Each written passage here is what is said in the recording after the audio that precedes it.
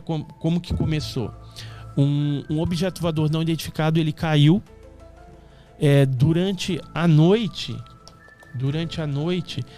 na madrugada, né, do dia 19 para 20, já era dia 20 praticamente, um casal de ruralista lá, um chamado Eurico de Freitas, outra Oralina de Freitas, viram um objeto em formato de submarino, soltando fumaça, como se tivesse avariado, passando bem baixinho no pasto. E aí o gado ficou meio que apavorado, correndo de um lado para o outro, e eles foram vendo até aquele objeto desaparecer, né, a distância assim, porque tinha uns matos também, e na direção lá do bairro Jardim Andere, né?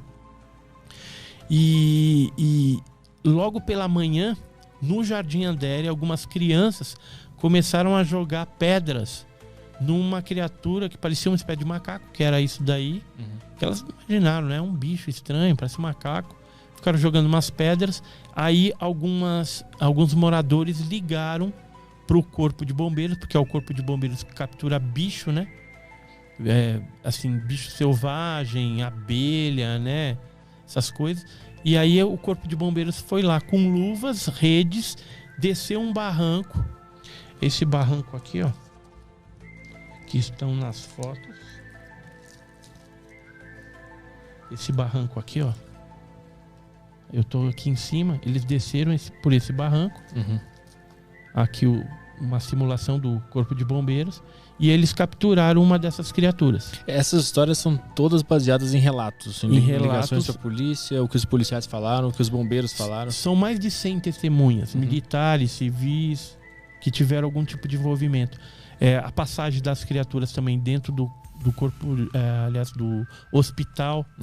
Né, teve até um médico que acabou dando um depoimento para um outro médico norte-americano que esteve lá, que é o Dr. Roger Carleir, falando a respeito que ele tratou de uma fratura na perna de uma dessas criaturas.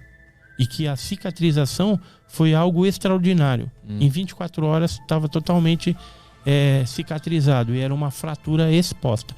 Isso foi descrito nesse livro aqui, ó, que é o livro UFO Crash em Brasil, do Dr. Roger Carleir. Então tá descrito. O médico que falou com o médico. Isso. Tá. Ele é um médico norte-americano. Ele esteve participando assim das investigações do caso Varginha. Teve lá na época.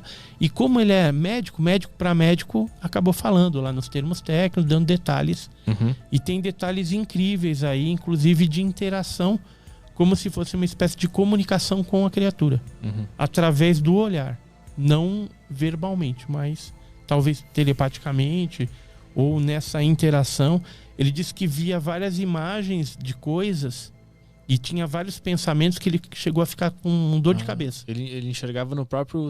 Dentro da mente dele, ele enxergava o que o cara estava falando. Enxergava como se fosse uma televisão, imagens. E ele fala o conteúdo dessa alguma coisa assim. O que ele estava tentando falar pro médico? Várias coisas. Aí tá nesse livro aí. Tem algum detalhe, uma coisa, uma comunicação que ele tá tentando fazer com o médico? O que ele tava pedindo socorro? Tava pedindo pra ser salvo? Esse aspecto também de empatia, né? Na hora que ele olhou pra criatura, ele viu que a criatura estava sofrendo. Eu não sei se porque os militares chegaram a atirar numa dessas criaturas. Tem um relato de um morador lá do Jardim Andere que disse que houve uma patrulha, desceu um grupo de militares, de repente ele escutou um tiro de FAL, que é fuzil automático leve, e depois os seres subiram o barranco com aqueles saco de campana. Um deles estava se mexendo e o outro inerte. Então provavelmente o tiro que ele ouviu foi da morte de uma dessas criaturas. Depois nós tivemos um outro depoimento de uma pessoa que estava lá dentro dessa operação e que disse que o próprio militar ficou assustado ao ver essa criatura e aí sacou o armamento e mandou bala. Eles relatam em algum momento que houve uma resistência por parte das criaturas? Em nenhum momento não houve. Não teve resistência por parte das criaturas. Só tentaram fugir, mas na hora da captura se deixaram capturar. E isso nos levou a uma conjectura de que o que foi pego, né, o que foi capturado pelos militares teria sido uma espécie de cachorrinho do ET. Um animal biológico treinado, talvez um robô biológico, que faz determinadas funções, mas não o chefe. Não o tripulante principal da nave. Esse que foi pro hospital não era o ET, era um cachorro? Não que fosse cachorro. Eu usei sim, cachorro como se fosse um ser submisso a uma outra tipologia. Esse é o que foi pro hospital. Que mandava. Esse que foi que é o cachorrinho, entre aspas. Os que foram pegos foram todos esses inferiores. Entendi. E o que aconteceu com o chefão? Então, esses eu acho que a nave deve ter vindo, como teve vários revoadas lá de objetos, deve ter resgatado esses antes dos outros. Os outros ficaram para trás. Mas aí eles chegaram a tentar voltar para pegar esse. Só que já era tarde demais. Tem um relato, por exemplo, de uma senhora que estava de acompanhante no Hospital Humanitas da mãe dela, que estava com problema de câncer lá e tal. E depois ela veio até falecer. Mas nesse momento em que ela estava, durante uma noite, um desses objetos chegou próximo da janela. E aí foi pânico generalizado, as enfermeiras correndo. E depois aí ficou o comentário, né, que as enfermeiras falando, deve ter sido por causa daquele bicho que passou aqui. Aí comentou que tiveram que incinerar, né? Aí conversaram lá com a mulher. Tiveram que incinerar a roupa de cama, porque ficou uma substância esquisita, que era meio oleosa do corpo daquela criatura. E aí tiveram que queimar a roupa de cama, né? Incinerar. E aí esse objeto ficou ali passando, mas depois foi embora. Ganhou altura e desapareceu. E os resultados quiseram ver o que era aquele bicho, né? Fizeram um experimento, uma ciência por trás. Tem alguma divulgação do que foi descoberto? Não há divulgação dos resultados, mas o que a gente apurou é que a criatura morta, uma morta e uma viva, foi para a Unicamp, e o Badan Palhares e o Conradinho Médici tiveram acesso a essas duas criaturas. E o Badan chegou a fazer a necrópsia com a criatura morta e fazer alguns testes com a criatura viva. Tem um médico também, que eu sei o nome dele, conheço, que ele chegou a ver a criatura antes dos americanos levarem.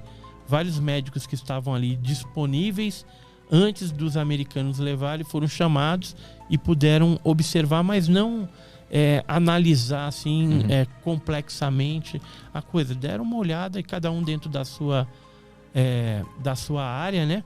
Observar alguma coisa daquela criatura. Quantos % das pessoas envolvidas em casos assim, elas vêm anonimamente até ti ou até os grupos para relatar as coisas? No caso do Badan, por exemplo, Badan nega, né? O Badan Palhares, lá da Unicamp, ele nega. Mas nós conseguimos 2 depoimentos bem posteriores de 2 enfermeiras que trabalharam com ele, que viram a criatura. Então, assim, tá mais do que provado que realmente passou por lá, por Campinas. Tem um outro rapaz que também deu entrevista pra gente, que viu uma das criaturas vivas dentro de um terrário.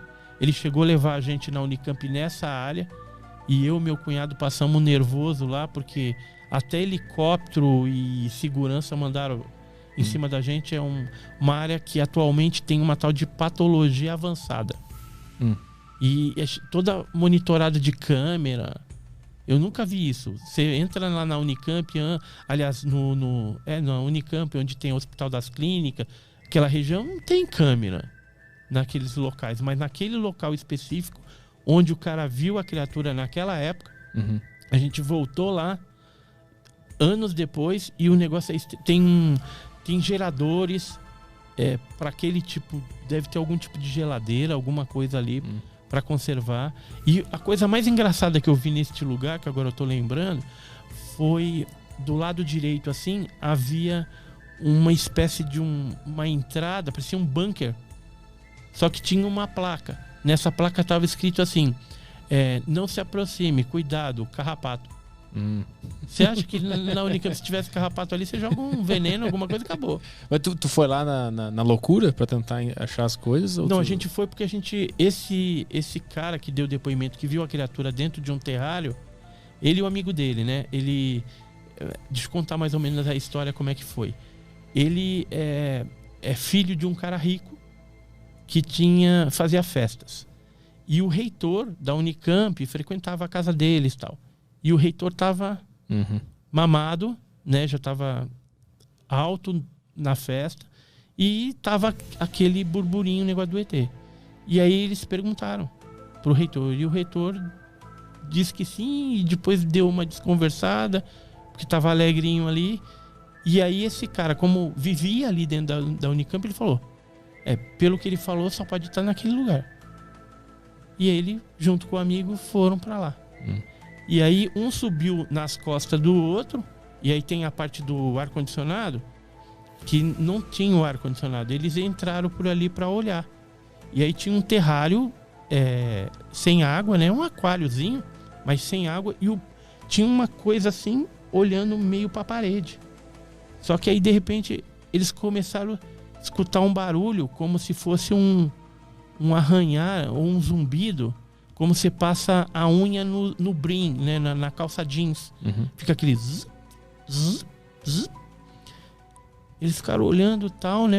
Aí, de repente, aquela criatura virou com aqueles olhos vermelhos. Aí o cara assustou e pulou já do ombro do outro. E vamos embora, e vamos... O que foi? E aí, nisso, começou a chegar um carro com os caras armados. Aí eles apavoraram, entraram no carro deles e saíram cortando por dentro do mato. Porque ele conhecia ali, meteu o carro no meio do mato para fugir dos caras de arma correndo atrás deles. Aí ele foi embora, conseguiu despistar, os carros ficaram para trás e aí ele ficou só naquela neura assim: vão chegar na minha casa, daqui a pouco vai chegar gente aí. Mas não chegou. Aí passou um tempo, ele publicou isso num comentário de um site do Philip Kling David. E aí o meu cunhado viu, ligou pro Philip, falou: Philip, exclui esse comentário aí. E vamos tentar, né, descobrir, conversar com esse cara. Porque o que ele tá falando aí, ele viu a criatura lá na Unicamp, né? É algo bombástico. Aí ele tirou do ar, a gente conseguiu localizar o cara e foi eu e meu cunhado lá. Aí ele topou de gravar com a gente, gravou e depois a gente falou: você levaria a gente até o local onde você viu? Falando: eu já voltei lá uma vez com a minha namorada e passei um nervoso lá, porque tinha segurança de novo, né? E já tinha passado alguns anos que eu fui levar só para mostrar para ela onde tinha acontecido. Aí eu falei: mas leva a gente. Tá bom, vou levar, né? Ele ficou meio assim, mas levou. Aí quando a gente tava lá, tem helicóptero. Eu tava filmando e aí veio o barulho do helicóptero. E aí o cara chegando de moto. Aí eu já escondi tudo. Aí a gente tava de crachá, eu e meu cunhado, viramos o crachá assim, ao contrário, porque o meu era um crachá do Banco do Brasil. Até pro cara não saber se a gente é cientista, o que raio que é. E eu tava de terno, também tava de social. Ele também tava de social. E aí o segurança já veio na nossa direção. Aí eu falei: deixa comigo, cara, vai indo pro carro. Aí eu fui na direção do cara, assim, meio confiante, falei assim: bom dia, né? E eu olhei pra ele, aí ele ficou meio perdido, ficou meio parado, não sabia se abordava, porque você respondeu, não ofereceu nenhuma reação de que tá com medo ou que tá fazendo alguma coisa errada. E se de repente ele aborda e é alguém que tá autorizado? Sei lá, o que ele deve ter pensado. Eu sei que a gente entrou no carro e zarpamos de lá. Nem teve coragem de...